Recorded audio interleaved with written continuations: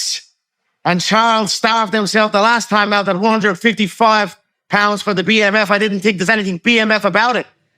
Who's the baddest man in a sauna? So I'm a big boy now. 170 pounds is my frame. And I like it. I thought I'd give a gift. Well, I like Max it as well. And say, this is what it should be. Instead of fighting and cutting him. You know, let's do it properly. Is this a one-off fight or are you back? The best boxer. You said the best boxer. We're going to see. We're going to see now. Brother, this is not his last fight. I'm going to go there. July 11, I'm going to handle business. We're going to have a rematch at the end of the year. July 11th can't come soon enough. I'm gonna be 1-0 against him, and then we're gonna rematch at the end of the year. That's what's gonna happen. So we have like the Conor McGregor of the UFC, who kind of was he spearheaded the idea of huge personalities, doesn't give a fuck, besides yourself, who's someone in the WWE that would like resemble a Conor McGregor? That person doesn't exist. I mean, to be fair to Conor McGregor, there is only one Conor McGregor, and it's not a character. I ran into Conor McGregor actually here in Washington D.C. Oh, you did? At the inauguration. Yeah. And we were talking about fighting at that time, and he was just still such a character in real life. He's not playing a character. He's not. He was definitely on something. It was 8 a.m. He was on something. The group I was with, we all agreed. We took a general vote, a consensus. The consensus was he was on something. But he's so funny. He's amazing. He's amazing. But like, you know, if he comes back in the UFC, I fear he's had so much time off, he could get his ass beat.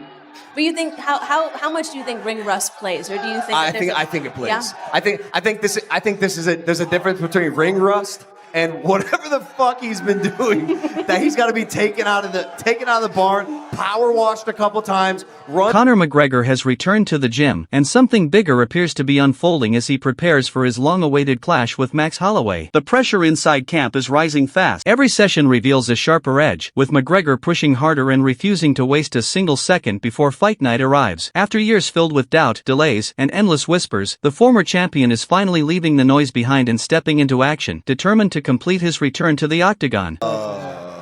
Hey, Murad, are you excited for Conor McGregor's return? I am actually, and I'm hoping he can win, you know, because I love Max Holloway, but this is gonna be huge if he's coming back, but if he wins, that would be huge, and because Conor McGregor done such a great things for MMA, for UFC, and I will be happy to see. Joe Rogan holds a fascinating view when it comes to MMA's greatest legends, reserving his highest praise for only a select few. In his eyes, Conor McGregor at his absolute best was a force few could withstand, a fighter capable of tearing through anyone placed across from him, keeping the debate alive over whether he truly belongs in the GOAT conversation. Yet Rogan's stance takes an intriguing turn, as he also points to Demetrius Johnson as the most complete martial artist the sport has ever seen, placing him in the same elite company as McGregor for the remarkable level of talent, mastery, and accomplishments they brought to the cage. Master of destruction. No one has a chance.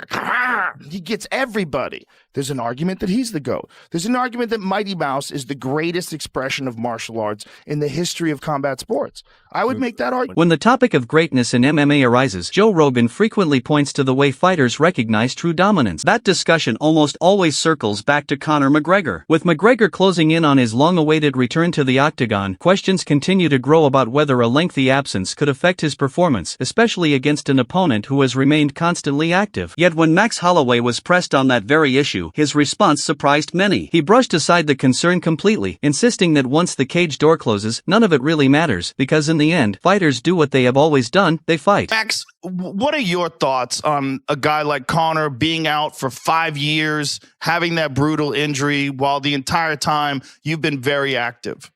It doesn't matter, you know, I see a lot of people talking about it, but we're fighters, man. This is what we do.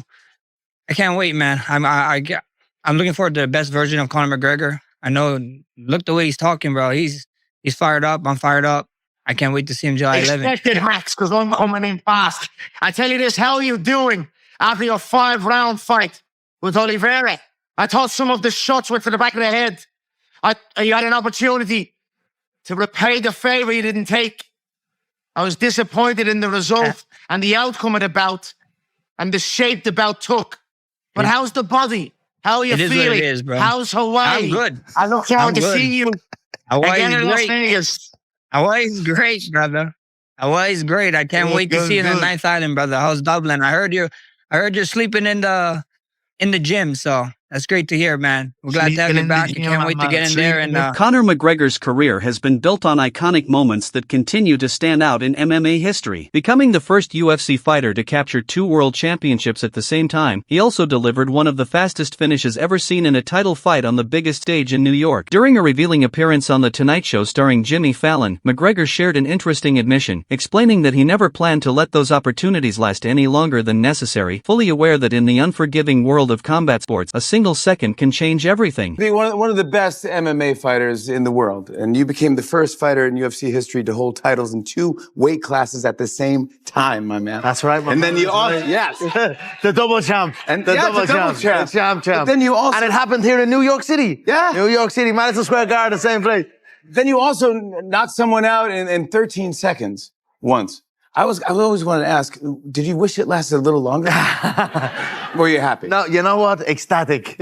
Gone. In and out. Gone. Yeah, exactly. We don't get paid by the hour in there. Yeah. And, it's a dangerous game. Conor McGregor has always stressed the importance of capitalizing when opportunity presents itself, a mindset he often sums up as making hay while the sun shines. His approach to the mental side of fighting reveals the hidden order behind his explosive style inside the octagon. For McGregor, the walk toward the cage is a deeply deliberate process where complete focus, calmness, and control become everything. The moment the door shuts, every hour of preparation, every sacrifice, and even past moments of doubt or poor discipline are exposed for all to see. That is exactly why he places such tremendous value on unwavering belief in himself and total confidence in the relentless work put in behind the scenes. What do you feel when you step into the octagon?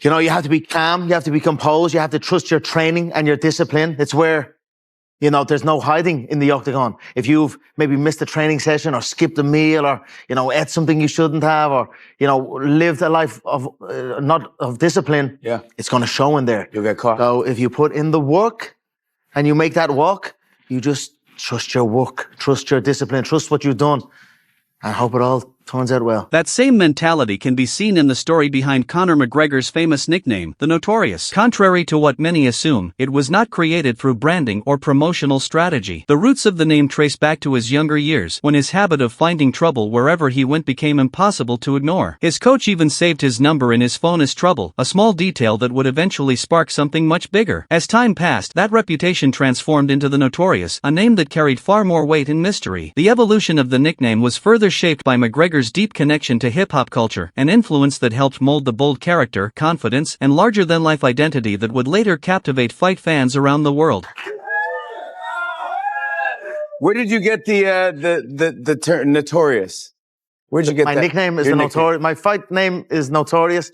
It actually came because I had a habit of getting into trouble when I was younger, a little bit. And my coach had me saved in the phone as Trouble, actually. He had that was your name in his phone? That was my name in his phone. Yeah, Trouble. Now I was only a young guy, but you know, I was just notorious for it. That's it. And then it became that. I like. Behind the spotlight and chaos, family remains one of the strongest forces driving McGregor forward. In recent conversations, he has spoken with pride about his 4 children, revealing how determined he is to teach them the value of structure, discipline, and hard work from an early age. He describes them taking part in their own training routines and has even entertained the idea of bringing them to future fight nights. For McGregor, the purpose goes far beyond the violence of competition. He wants his children to witness what dedication can truly produce when pursued without compromise. He often points to the unforgettable walkout before thousands of fans, explaining that such moments are earned through years of sacrifice and an endless chase for excellence. As UFC 329 draws closer, the excitement surrounding Conor McGregor continues to intensify. Yet the discussion is no longer limited to a single opponent. Javier Mendez, a respected figure from the rival camp, has already floated the idea of enormous future showdowns, mentioning names such as Islam Makhachev and Justin Gaethje as potential megafights. In Mendez's view, matchups of that magnitude would extend beyond ordinary competition and could rank among the biggest spectacles the sport has ever witnessed. He also believes the history, tension, and unresolved friction between the camps would amplify every moment, turning even the walkouts into must-see events where emotion, pressure, pride, and deafening crowd energy collide beneath one unforgettable spotlight. Well, was that obviously he spoke to Ariel Helwani today, and he said, "Yeah, like I beat Max Holloway.